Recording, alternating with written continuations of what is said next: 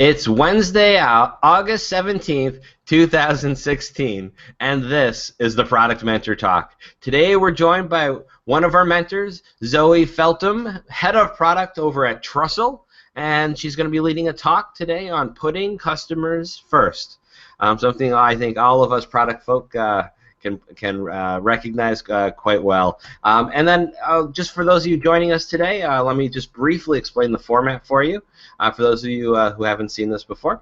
And the people you see in the room are mentors and mentees. We might get a few other mentees joining us a little bit later in the broadcast.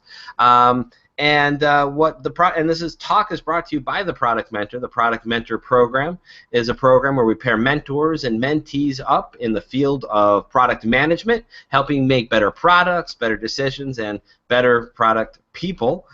With all that said, allow me to just briefly go around the room, do some quick introductions, then we'll get started. So let me start with Fuquan. And remember, say if you're a mentor or mentee and a little bit about yourself. Hi, my name is Fukan. I work for a software company called Seamless. I am working as a product manager here, and I am a mentee in the current session. Excellent. And Zoe, just a quick intro, and then I'll have a few more comments. Cool. So I'm Zoe. As Jeremy said, I'm head of product at Trussell. I'm one of the mentors on the program. Excellent. And I am Jeremy Horn, also known as the Product Guy, and I'll be moderating here today as the questions come in from whether it's in the room or abroad. I will be jumping in, passing along to Zoe. The more generic questions about product management in the field or just life in general, I'll save those to the end of the talk. More things that are topically relevant, I'll be getting over to Zoe, and we'll be answering them in fairly real time. And with all that said, let me hand it over to Zoe to take it away. Great. So I'm just going to share my screen. So my talk today, I'm sharing about putting customers first, which as product people is one of the most important things that we can do. So I'm going to be delving in a little bit to kind of some of the ways and means for doing that, some of the reasons behind why we want to talk to customers and how we're going to do that. So a little bit about me first. Obviously, you've had the very brief intro. I'm head of product at Trussell. Trussell is the UK's first online mortgage advisor. We are a very small startup, and we're kind of doing some quite exciting things. I've been working with digital products for kind of 8 years, worked across quite a few different sectors, including business to business, business to consumer, and even a little bit in the charity sector. My first time as a product mentor, so I'm really excited to kind of share this session with you guys. These are some of the companies I've worked for, so if any Brits might recognise some of these. Trussell, obviously, currently, shouldnt.com, Revu, Wonga, BigGive, and Read.co.uk. Revu is kind of a B2B, the rest of them are more business to consumer, and the BigGive was a charity. So fairly broad range of experience, in all of which I have been talking to customers. So first question that needs to be answered is, do I really need to do customer research? Well, as a product person, the answer is always yes. You do need to do customer research. And in my time, I've heard loads of people make loads of really good excuses why you shouldn't do customer research, or not so much why you shouldn't do it, but why they're not doing it. A couple of those. Don't talk to your customers because your account managers give you their feedback. So this is a really common one in B2B. If you're working with kind of salespeople, with account managers who are talking to clients all the time, that's great, and they are a fantastic source of input and feedback. However, that's not a proxy for actually going out and talking to the customers yourselves. The reason for that being, your account managers, when they go out and speak to your clients, or your customers, when they're going out and speaking to your clients, they've got a very different, I guess, a different result in mind from what you would have, right? They've got, I want to make the sale, I want to upsell this customer, I want to get this customer to do something else to spend more money with us, or to keep them spending money with us. Whereas from your perspective, you'll go in and talk to that customer and you'll go, right, what are the customer needs that they haven't necessarily articulated yet, and how can I build a product that is going to solve those needs to keep them as a customer and keep them happy and keep them delighted with what we're doing. So your account managers are a great source of feedback, but they're not a proxy for your customer. Second one, you don't talk to your customers because you haven't got many yet. Now, I'm in this position right now. Like I said, Trustle's a really tiny startup. We have really small numbers of customers coming through.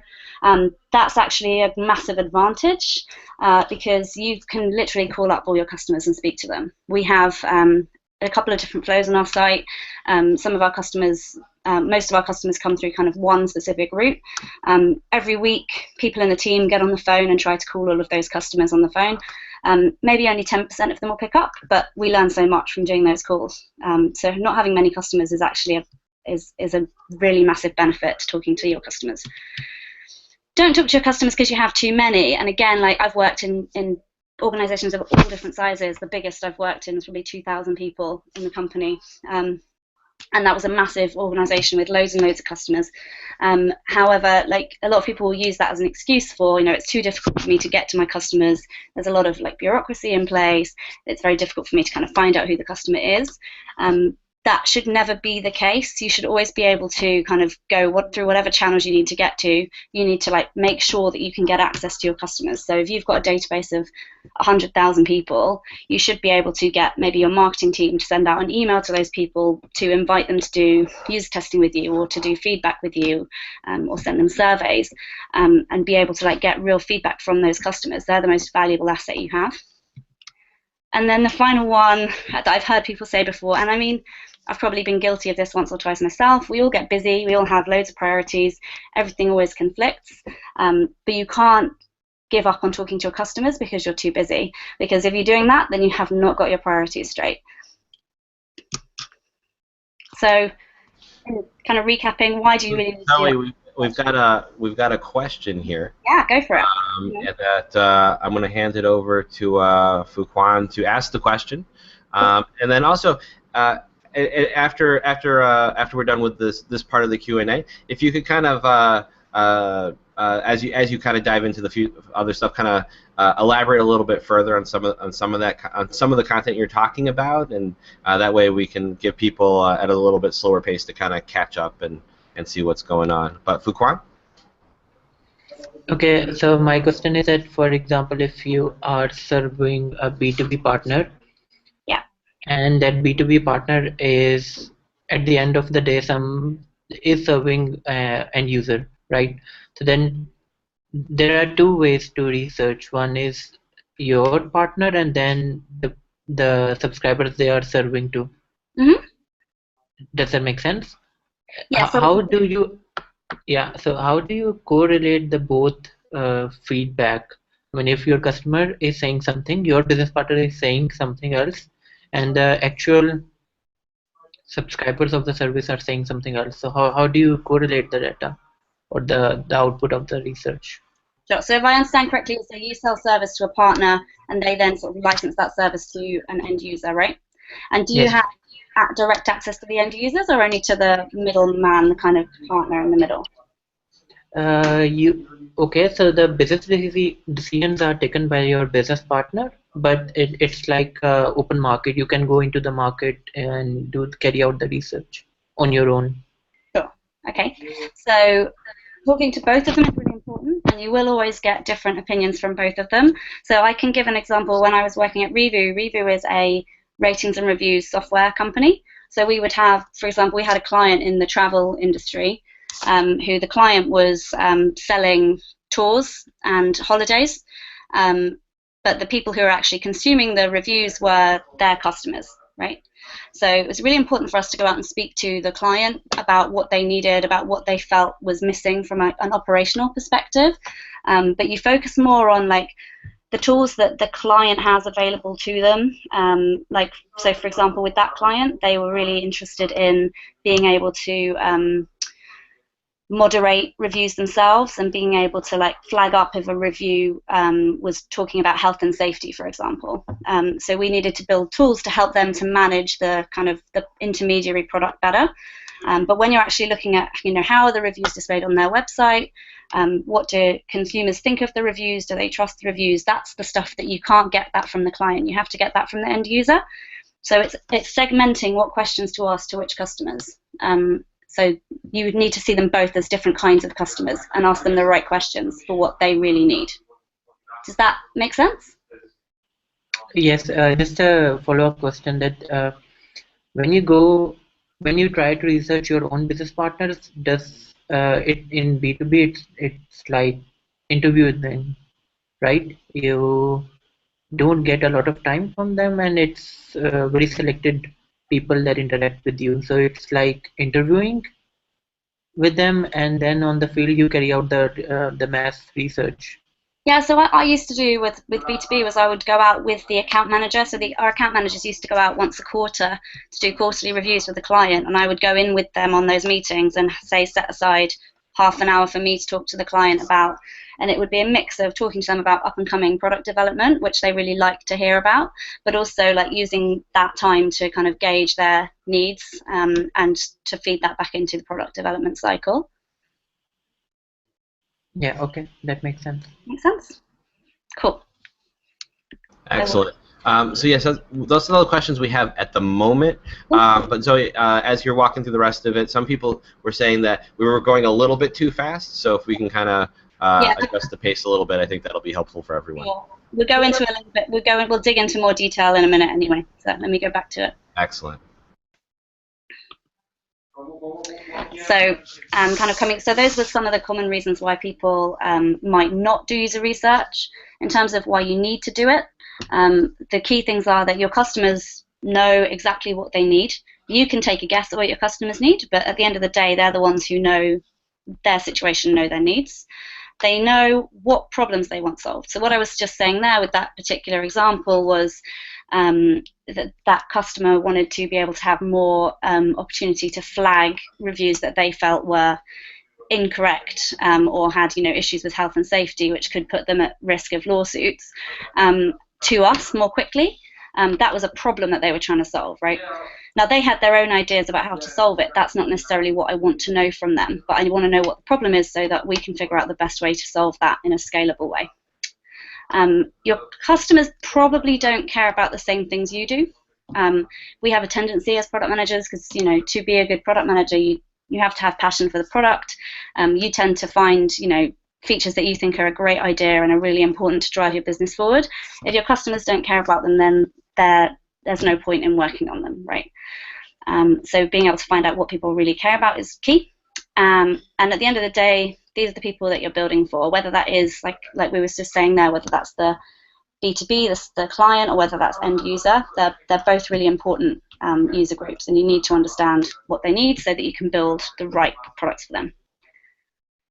And this is a little quote that it flies around all the time when you're talking about user testing, right? So if I'd asked people what they wanted, they would have said faster horses, obviously from Henry Ford.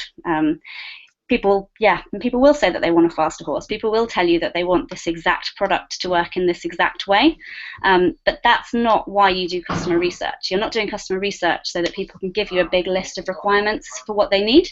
What you're doing customer research for is to get to the root of the problem and figure out what the problem is, and then you build whatever they need to solve the problem. Really, faster horses are a way to get you from A to B faster, but the problem is, how do I get from A to B more quickly? If there's a better solution for that, then brilliant. People will be ecstatic with it. So that's kind of my mantra, right? Don't ask people what they want, because they will tell you exactly what they want, and that probably won't be the thing that they really need. But use the feedback that you get to help you to innovate on your product and to make a product that people will love and will use. So I wanted to go into a little bit about the different types of research that you can do, and this is kind of getting a bit more into the nitty-gritty and the detail. So the different types of research that you can do throughout the product development lifecycle. So I'm sure people are familiar with this chart, or a chart that looks a lot like this, where you kind of go through a cycle of initially planning. So you're planning what features you're going to build into your product, building, and then learning from that, and then going back into kind of plan, build, learn, plan, build, learn. And that's a very simplified version of a kind of typical product development cycle. So in the planning stage, planning is represented by purple. You should always be testing before you even start building something, before you put pen to paper, before you get any code written, before you start prototyping. The first thing you want to do is go and talk to some people. So why? obviously, like, you need to learn what your customers want and whether the ideas that you have really meet their needs. Who? I would suggest at this stage that you can talk to anyone, really. People who've used your product before, friends and family who maybe have a similar need to what the people who have the product that you're building would have. Random people on the street, lots of different people that you can talk to in this phase. Really just get as much data as you can by talking to as many people as possible. The first thing I would suggest doing is customer interviews, and we will get in a bit further into kind of what the different types of user testing are and how they work and what they're useful for a little bit further down the line. But the different types, kind of high-level customer interviews, would just be going and talking to people, having a set of questions that you're going to ask them, and trying to get insight from them just through a conversation. Prototypes, obviously, and flat designs are a little bit more advanced, so you would have probably done your customer interviews, you'd have had some ideas, you'd have put some paper prototypes together, maybe done some designs, maybe done prototypes in one of the tools like InVision or Marvel, where you can kind of click through and see how things would work. But the first step is customer interviews, get the data, then start prototyping, then show those prototypes to people, see how they respond, iterate on those until you come to something that people really respond well to. Output from this plan section of customer research is that you should be able to get a sense of, if you've spoken to enough people, you should have enough data about people and how they feel and how they want to interact with your product, that you can start to segment your customers into different user groups. You should be able to start creating personas based on those customer segments, which can then really help you in that product development cycle. You can start having more high fidelity designs and start annotating those and seeing what people kind of do and don't like about them. And by the end of kind of that cycle of interview, prototype, test, iterate, you should have a list of features that people really responded well to, and you should be able to start putting some priorities against the things that you need to start building. So that's the plan phase. And then during the build phase, it's super important that you don't just forget about that customer research during the build. This is something that happens all the time. People tend to be reasonably good at testing with customers before you start building, and reasonably good at kind of showing that to customers and looking at data after you finish. But you also need to do that during the product development lifecycle. So if you start building something, reason being that, if you start building something, you show it to a customer and they go, "What? Why are you doing that? What does that do? That doesn't make sense." You find that out before you start, before you throw too much time away on it, and you can quickly iterate and solve those problems before you get too far down the line and build the wrong thing. Who to do it? Again, it's really the same as the last slide. Previous customers are great if you've got an established product. If you can put that in front of customers who and use your brand, then that's an ideal group. If not, you've got friends and family. You can go up to random people and show them something. There's lots of different ways of kind of finding the right people, which again we can come to a little bit more later. How? If you've got a stable work in progress, and I can't stress enough how important it is that that's stable, then that's the ideal scenario. So if you've got a work in progress environment where you only push really stable builds, it's not going to crash halfway through the session, and people aren't going to be trying to build new functionality into that as you test, then that's the ideal scenario, and you can get people to use it in real life. If you're not quite in that place, you're not quite ready for that, prototypes are fantastic. If you can build prototypes in something like InVision or Marvel and have people test with those, you can see how they interact as you're building stuff, and you can iterate that into your product. Flat designs and interviews, if you don't have the first two, can be useful at this point, but ideally you'd want to have testing on the actual product as you're building it. Output is, if you've got noticing that people are really not responding to something that you're building, you should be able to annotate up the designs, talk about where you need to change things. That will feed into updating your overall priorities list. And you should, those segments and personas that you created in the plan phase, those should be living documents. You should be updating those all the time based on the feedback that you're getting when you're going out and talking to people. And then we get into live phase. So you've done a load of interviews, you've got a great idea, You've built it, people have responded really well during that build phase, and now it's live. So what do you need to find out? One is, are people actually using this product or feature in real life? Two is, are they using it in the way that you thought that they would? And three is kind of, what's the next thing that you need to do? Because as we all know, products are never done, right? So who do you test with? You've now got a live product. So you want to be testing it with real people, real live users ideally. If you've got a lot of live users, then fantastic. You can reach out to them, get them to come into your office. You can use usability testing agencies with your users. You can do recruitment in so many different ways. If you've got a database of real users, perfect. If your product, for whatever reason, isn't really working and isn't really attracting users, you can fall back on the kind of groups that we talked about before. So, either random people, friends and family, or people that you've spoken to earlier in the development life cycle. So how do we do it? Obviously, usability testing, and we will come more into like how do you run usability testing sessions a little bit more later, although it is kind of a topic of it in and of itself. Is a really important one. So getting people to sit down, use the product in a real environment, and talk you through what they're doing, why they're doing it, so that you can understand their motivations and any issues that they're coming across, why they're kind of confused by that thing. User interviews as well, just asking people more about like how they're going to use this product, would they use this product, where would they do it, would they be more likely to be using it on a mobile or at home on a desktop. Those kinds of things are really useful. Recorded sessions, these are brilliant. So if you've never heard of any of these tools, SessionCam, Hotjar or ClickTail, fantastic tools, which every company should have in my view. You put a little JavaScript tag on your website, it records people when they come into your site. You can watch back their session, which is really interesting just to get like an aggregate view of how people are using your site. They also do things like heat mapping, which is just super useful. You can see where people are clicking, where people are viewing, how far people are scrolling. So highly recommend doing that as a really cheap way of getting some user insight. And then the last one is kind of, if you've got a live product, you are likely going to have reviews somewhere, whether that's a Trustpilot or whether it's internal feedback coming through your salespeople, or if you've got your own reviews kind of on your website.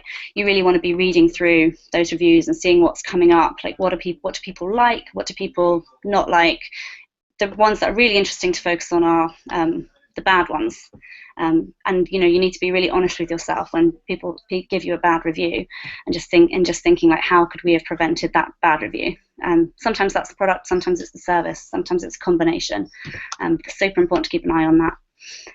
And the output from this section, so the first thing is that you should be able to see like how satisfied your customers are with the product. Ideally that's through reviews, or maybe NPS is another measure of how satisfied customers are. That's more or less difficult depending on what kind of business you're in. Business I'm in is kind of an online process to start, and then it goes into a fairly offline process. So our reviews reflect kind of a combination of those things. So just does have to be taken with a bit of a pinch of salt, but it's an interesting metric nonetheless. And you should be thinking holistically about how your customer experience is, and if your customer's having a terrible customer service experience, maybe you need to do more to support your customer service team, or reduce the amount of calls coming into your customer service team, for example. Prioritized feature roadmaps, so by looking at your data and by looking at your user sessions and your usability testing, you should be able to come out with like, what are the most important features that we need to deliver on top of what we already have, to make sure that we're doing the right things. And like I said before, your personas are living documents, so you should be updating those and your customer segments based on data as you have real people using your product. So that's kind of the plan, build, learn phase, and how you can integrate usability and customer research into every phase of that. So now kind of getting into a bit more of the practical side, and like I said, like this is quite high level, and if anyone has questions afterwards for me, feel free to email me or whatever, and we can go through it in more detail. But I wanted to just give you a very high level overview of where to start with user testing and what the kind of key areas that you should focus on are. So the first thing is customers. Define and recruit your customers. So we talked a little bit about this already, but I wanted to go into more detail. So the first thing if you have a big database of customers, that's like your absolute gold mine for customer research. Email your database. If you can, try and get people to come in and meet with you, or go and meet with them, get them to talk to you about the product, get them to use the product, do usability testing with them. That's massive. If you can do that, then you're in a fantastic position. Secondly, if that's, some companies that is more difficult. If you're in a very regulated industry where access to customers is more difficult, that's obviously challenging. If you're in an industry where people are quite sensitive about the data they're giving you, they might be much less willing to kind of talk to somebody. So you can't always do that, right? So the second thing is, like, ask around your office. People will probably have friends who are able to kind of relate to your product, who maybe work in like the industries that you're targeting, who are similar to your customer base. They might have family members if they don't have friends. If your product is kind of targeting, say, the elderly, people might be able to put you in touch with their grandparents. That's a great source. You should always ask around kind of the office. Ask your friends, same thing really. And then, so number 4 is an interesting one, right? Work out where people like your customers are hanging out. So interesting example for this one is we're obviously an online mortgage advice company, and we wanted to do some user research recently on our first-time buyer and remortgage kind of initial flows. So when somebody comes into our website, their first kind of experience with it as a first-time buyer and as somebody who has an existing mortgage. Our first port of call is we just went to a big train station because we figured, like, there's lots of people in the world with mortgages. If we go to this big train station and just talk to random people, we're bound to find a few people with mortgages and they can give us their feedback. Didn't work because actually, of the people that we spoke to, only about half of them knew anything about mortgages, and you do have to have some level of knowledge of mortgages for our service to work. And of those ones who did know about mortgages, they were just not in the right place to feel comfortable giving us kind of information about their mortgage. It's a sensitive topic, so that wasn't successful. So we went and had to think about it, and we were like, well, what do we need? We need to talk to people who either have a mortgage or are looking to get a mortgage. Where might we find those people? Okay, well, they're probably young professionals with pretty good jobs. So we are young professionals with pretty good jobs. We know a lot of other companies who have people like us. Why don't we go into one of our kind of friendly companies' offices, sit up in their meeting room for an hour and a half and do 10-minute sessions with people during their lunch break, where we do user testing. And we reached out to actually to a company that I used to work for, and they set it all up for us, and we had sessions with like 10 people, and it was awesome, and we learned so much because the people were they were the right kind of demographic, and they were the right kind of they were in the right space where they had enough privacy to feel comfortable talking to us. So yeah, just being able to figure out like where your customers might be and go there and like talk to them, that's like the ideal way of doing it. And if like all else fails, you can use an agency to hire. I wouldn't generally recommend doing it because 2 reasons really. 1, it's very expensive. And 2, you tend to get people who are sort of experienced user testers, right? Who they do this all the time for different companies, and they'll have slightly different opinions and slightly different kind of ways of interacting with things from if you were to just talk to Joe Blogs on the street. So that's a little bit about recruiting. Now, choosing methods. So first thing is you have to kind of figure out what method is best suited to your product stage. And we talked about this before, when you're in that planning phase, it's best to do a lot of customer interviews and to have kind of short interviews with as many different people as possible. So your method for recruitment there might actually just be go and sit in a train station and talk to a load of people in loads of different stages about your product. Whereas when you're further down the line, you ideally want to talk to your customers or go out and speak to people who you know are in the right situation. Second one is, what resources do you have available? Now, some companies are lucky enough to have big UX teams whose kind of entire job is, let's find out what we can from our customers. I'm not in one of those. We have 12 people here. So we have to work kind of in a quite constrained way, and we have to make sure that customer research that we do is as effective and efficient as possible. So that will have an impact on what methods you use. The one is how many customers you have. So if you have a huge database of customers, as I said before, like that's your ideal user base for you to do testing with. If you don't have that, then you need to be a little bit more creative and choose some of the other methods, like what we said around finding out where people like your clients hang out and going to talk to them. And then lastly, what do you want to learn? So if you want to learn lots about, so in my situation, mortgages, if I want to just learn what the general public thinks about mortgages, which might be something that I'm really interested to learn so that I can figure out how to position the product, then I should go out and do loads of customer interviews. But if I want specific feedback on a new page for people who have a current mortgage and are looking to remortgage, then I need to find people who have a current mortgage and are looking to remortgage. So preparing for your sessions. So for all of the kind of testing that we've just talked about, it's really important if you're going to do incentives. So that's something that you may or may not wish to do. Some companies will, like, if people are coming in and spending a significant amount of time, it's best to offer them some kind of incentive. Common one is just like a £25 Amazon voucher. If you are doing that, you need to make sure that you've got all of that ready before they come in. Preparing consent forms, so you don't need to do this for all types of feedback, but if you want to use somebody's feedback, for example, in a testimonial, or you want to share it externally, you'll just need to get their consent to do that. So making sure you've got that ready. Assigning a team and a space, super important if you're going to have people come into your office, to make sure you've got a room and you've got the people set up to run the sessions.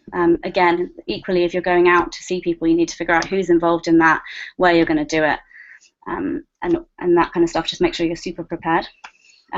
Prepare a loose script. So I wouldn't be a big proponent of having a set of questions that you must ask everybody, but sometimes it's good to have a rough script that you can work to so that you don't forget about key points.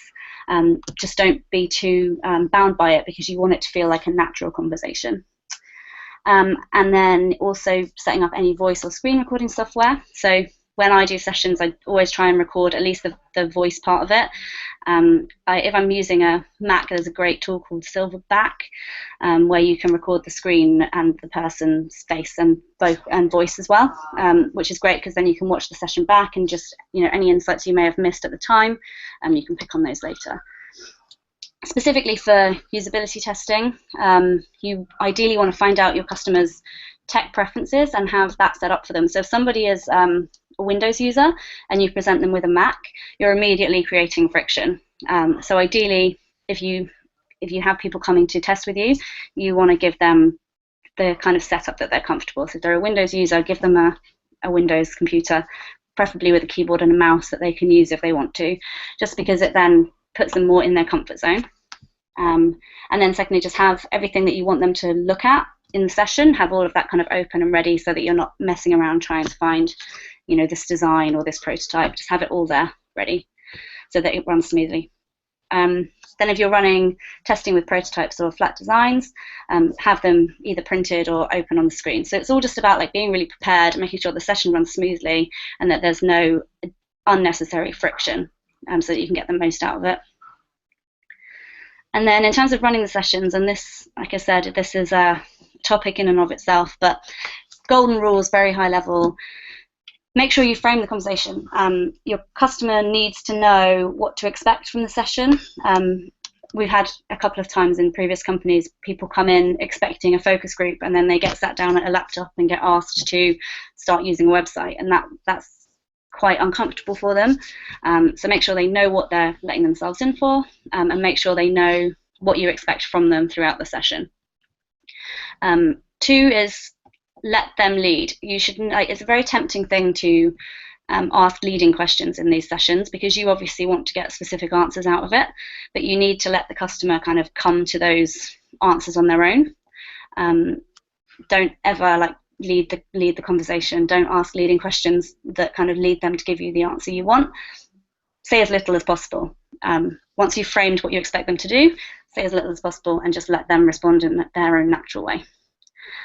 This might sound stupid, but be nice to them. I've seen usability testing sessions where, you know, someone was really wedded to a product, had a user in who didn't like the product, and then just got a bit moody.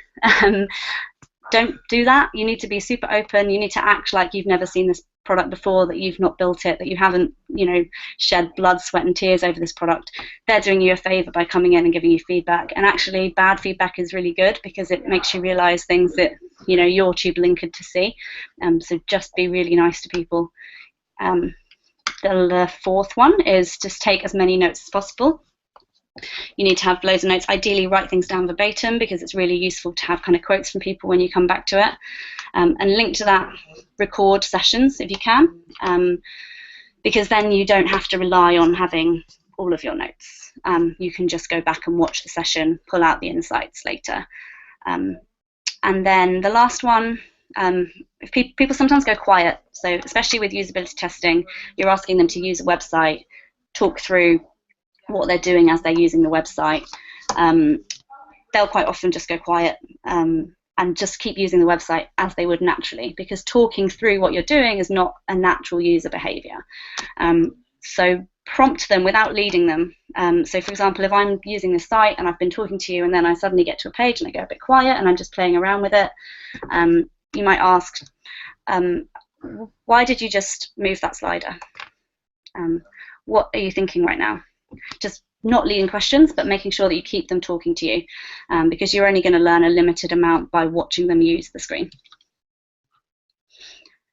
And then finally, like, this is, I can't stress enough how important this is. If you want to get buy-in from the rest of your company to keep doing user research, user testing, you need to show the value as quickly as possible, and as often as possible.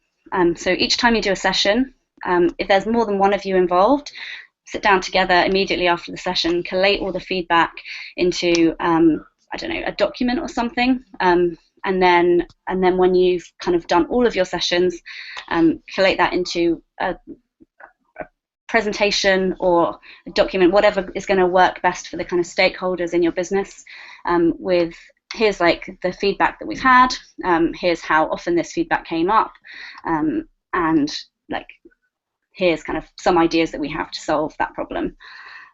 Go through that with the whole team involved in customer research before you share it with anyone else. Make sure that everyone's happy with kind of that output that you've come to.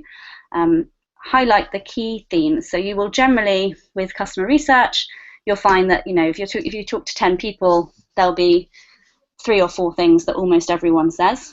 You want to highlight what those things are, and those can be good or bad.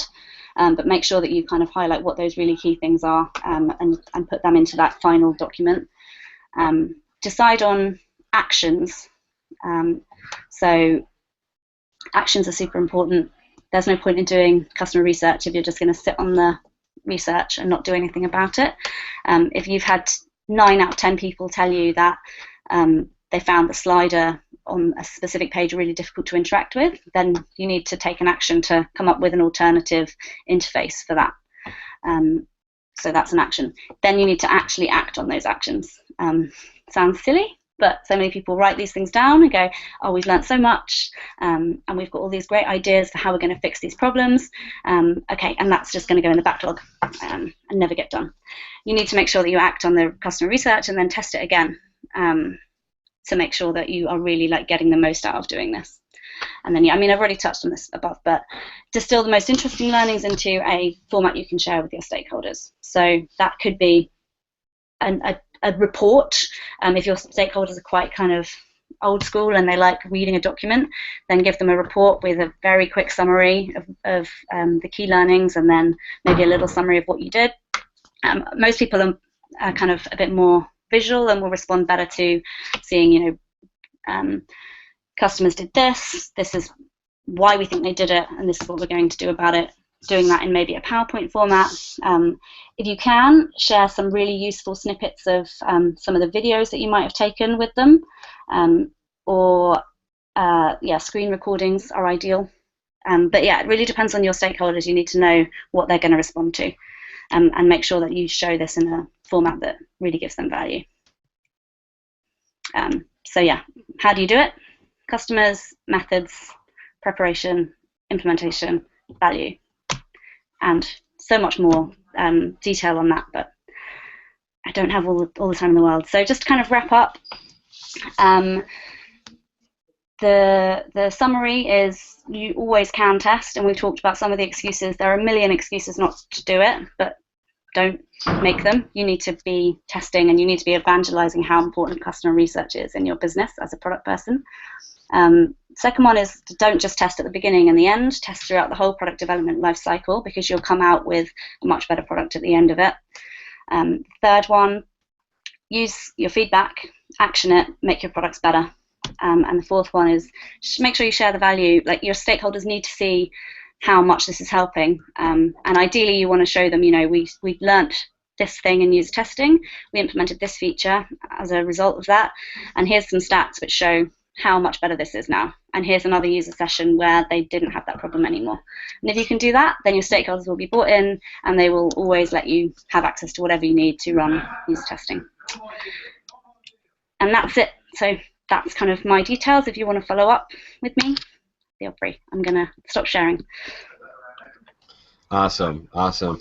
Thank you to our speaker, Zoe Feltham, Head of Product over at Trussell, for today's discussion on putting customers first. A really great talk, a lot of details, a lot of really good examples that we got here today. As always, the presentation will be posted to our SlideShare channel, and also a big thank you from me, Jeremy Horn, the product guy, and everyone else who joined us today and the product mentor. And also don't forget, if you're interested in being a product mentor like today's speaker, Zoe, to product people of all sorts all around the world, visit theproductmentor.com and sign up today.